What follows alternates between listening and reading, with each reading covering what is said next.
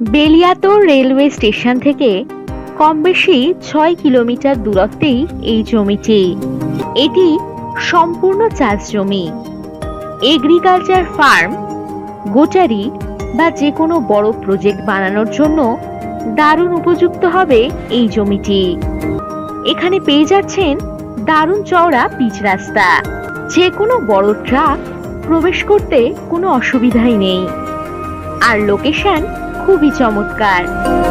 রাস্তা বরাবর এই জমির ফ্রন্ট পাবেন কম বেশি ৪০০ ফুট। মন জুড়িয়ে যাওয়ার মতো পরিবেশ। এই জমির পরিমাণ কম বেশি ৬০ বিঘা।